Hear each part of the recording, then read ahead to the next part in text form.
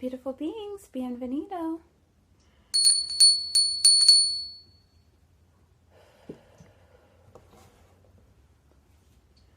Yes, sacred pauses.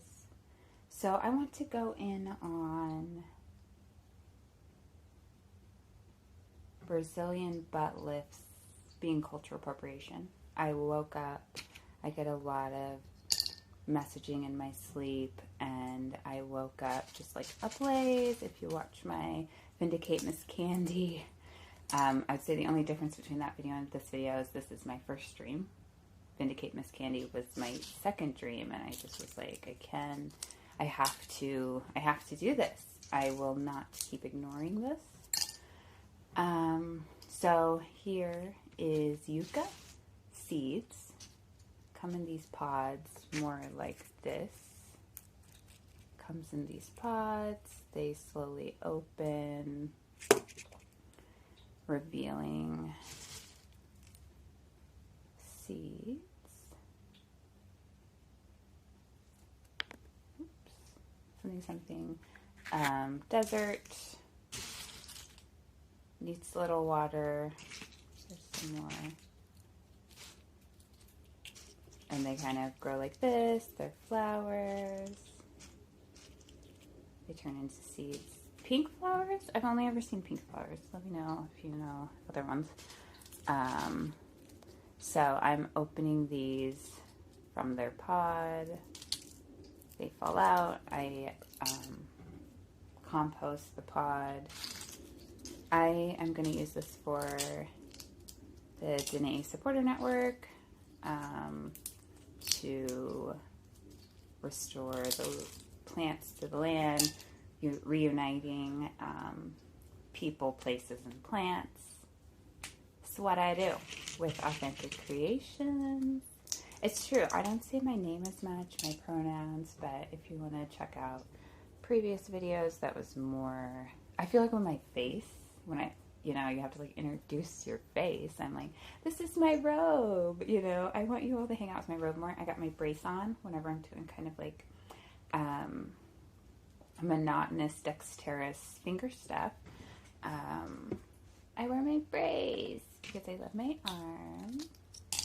My elbow, really. The ligament in my elbow was overextended or strained when I was sewing about 8 years ago.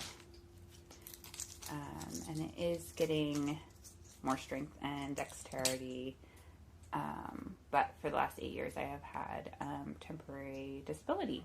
So, my life.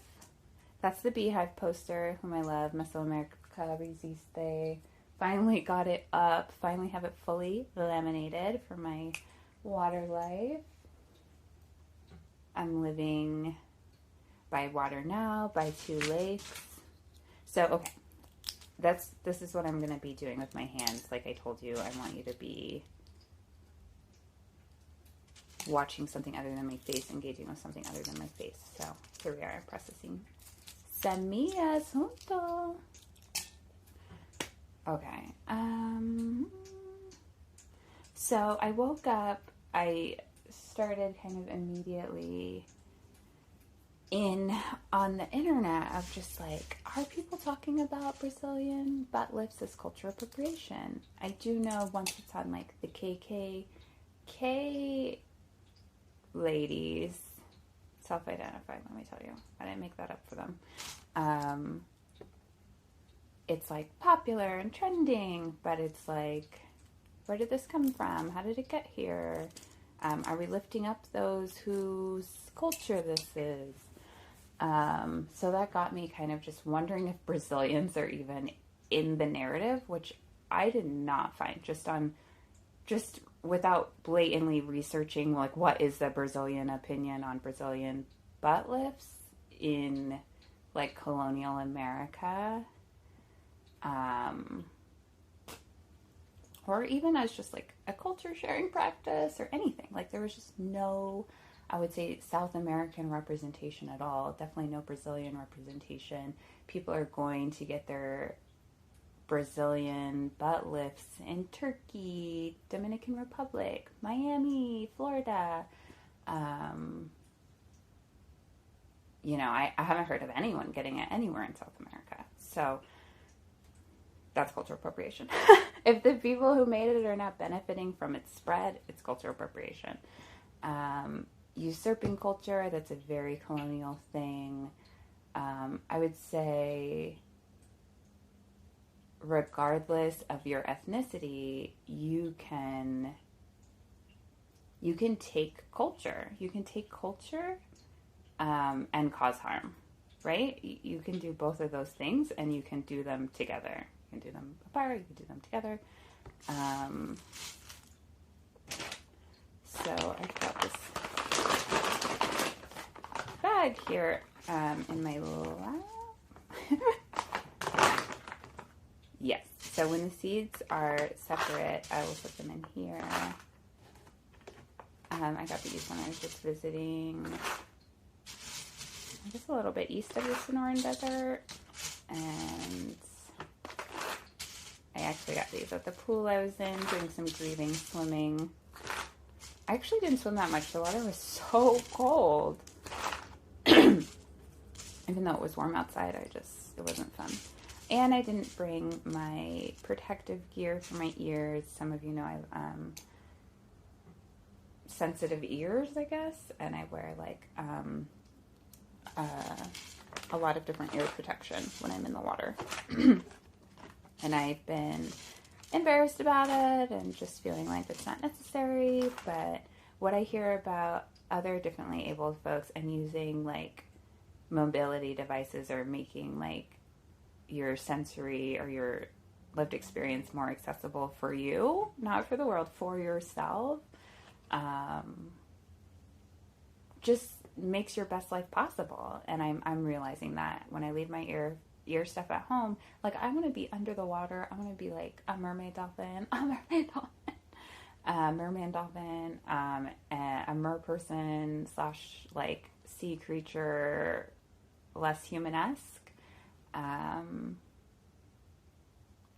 it's just not possible without doing myself a lot of harm unless I have my ear protection.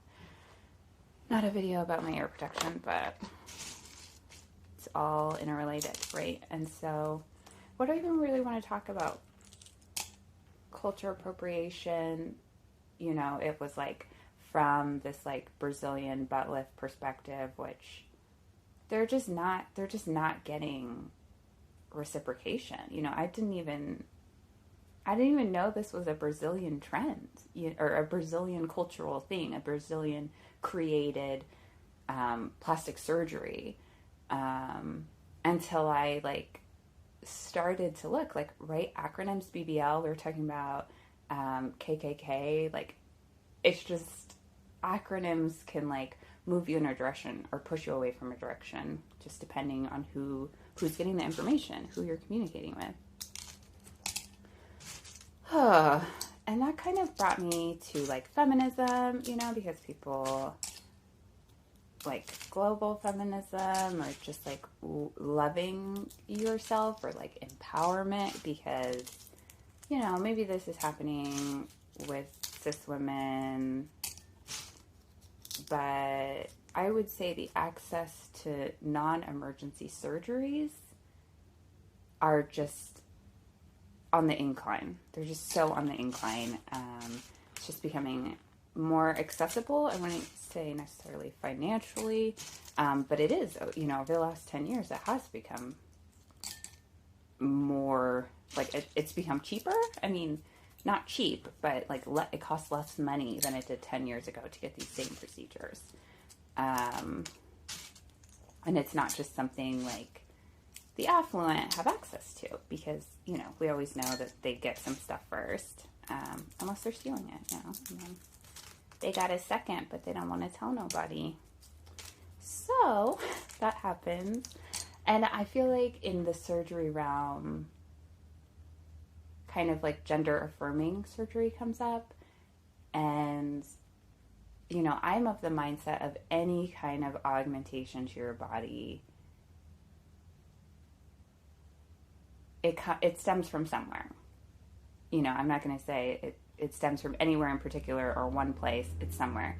I'm currently taking natural hormones, fennel in particular, to increase my breast size because I just like jiggling my boobs in my hand, and I want it to be a whole handful. And it's like, you know, I've got little boobies, and it's like 2/3, 3/4 of a handful, and I'm just like, how does that a little more booby? So I personally, when I'm alone, can bounce them around.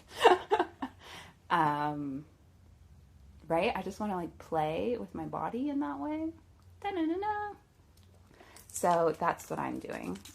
And then I have to ask myself, but would I go outside of like my home? Would I go find like a professional to give me bigger boobs? And I wouldn't, right? If I can't figure it out at home, and not necessarily home, but like with myself, like maybe you're doing fitness, maybe you're doing diet, maybe you're doing supplements or herbs, you know, whatever it is to like change your narrative, right? I want to do it at home and for myself when I'm alone in a healthy mental state. Because I feel like some people are like, I have dysphoria, I have dysmorphia. That's a poor mental health position.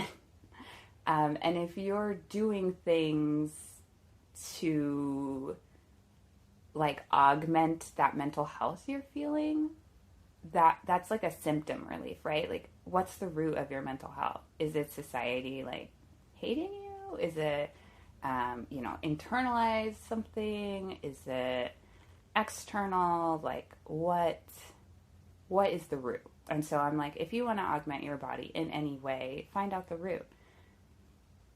I just love bouncing my boobs for sure. And when nobody's around, and to when I'm in happy, like when I'm so happy, I'm just like jiggling my boobs. Like I don't even like know it, like cognizantly. Like I'll just look down and be like, ah ha ha. I'm like, and I love it. And if it just had like a little more jiggle, I feel like I would giggle a little bit more. And so just whatever your root is, it doesn't matter what it is, just to know what it is and be like clear about that, and then like make a decision from there. And knowing that augmentation, like there's other ways to support your mental health without augmentation. And, you know, we don't talk about it. It's like augmentation to like, you know, be who you want to be, but you are becoming different. You're becoming different, right? It's like, I want to bring up Asianness, and I'm like, how do I do this? It was the cat eye makeup. The trans women I know, you know, in my 20s were cat eye. That was just, you know, when I think of it kind of like in that community. Now it's kind of being called like a fox eye, and maybe it's slightly different. I don't know beauty that great. But it is an Asian aesthetic, is like, you know, a thinner eye. And just realizing, like, you know, people are like, you know, I'm just cooking Indian food. It's like, how often do you cook Indian food versus like your own ethnic cultural food? And it's just like, and how much access do Indian people have to their own culture now that you're making it in your home once a week, once a month? And I think, you know, people are like, is it a cultural appropriation? Of course. If you're borrowing anyone's culture for any reason, I wouldn't say any reason is cultural appropriation, but it is a cultural taking. You know, I feel like we're always like appropriation. It's a cultural taking. And when you take culture, you must be cognizant of uplifting where it comes from, always mentioning where it comes from, the access that the people it comes from, how their access shifts now that you have access. I don't know. Somehow this became like a number thing, but